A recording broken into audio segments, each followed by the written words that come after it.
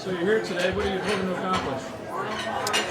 I'm here today because I am a candidate for governor of New York State, and I want to meet with as many county chairs and state committee people as possible to let them know I'm the best candidate to unseat Andrew Cuomo. What do you see as your advantages over the other candidates? I have a unique profile in that I have upstate roots as well as a downstate track record, and that will allow me to put together a winning coalition of upstate voters as well as downstate voters so that I will have the numbers that a Republican candidate has failed to get in the past to win the State House.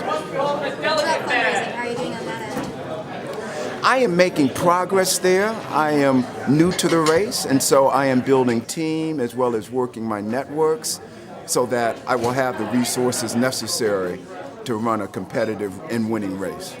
What do you see as when you're elected governor, what will be the things that you'll change from the current course of action? As governor, I will start with ethics reform. We need term limits, not only for statewide elected candidates, but for assembly members and state senators. We also need to look at the campaign finance rules and lobbying rules so that we can attack the pay-to-play culture. Do you got any advice from Governor Pataki about how you should proceed? Governor Pataki is a mentor of mine. I worked for him as housing commissioner. I was also co-chair of his campaign in 1994 when he was able to unseat Mario Cuomo. And so I want to take the lessons I learned from that time and unseat Andrew Cuomo. So what have party leaders indicated to you about this race? I know that there are other candidates who've had endorsements on the record. To my knowledge, there's no one who's come out and said you're their best person. What reaction have you gotten from your party mates, and what are you hoping for today? I have gotten a lot of encouragement and support from the party leaders. No, I do not have official endorsements to date, but I have to acknowledge that I was looking at statewide candidacy, also considering U.S. Senate.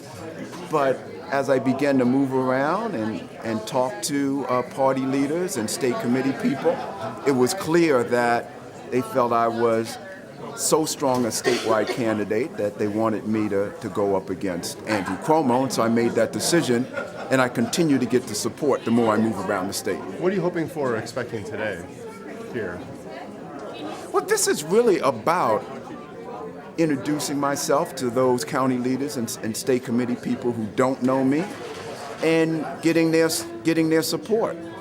I don't know exactly what the outcome of the straw poll will be, but I do know that given my track record with other party leaders, once they hear what I have to say and experience me, I plan to pick up some momentum.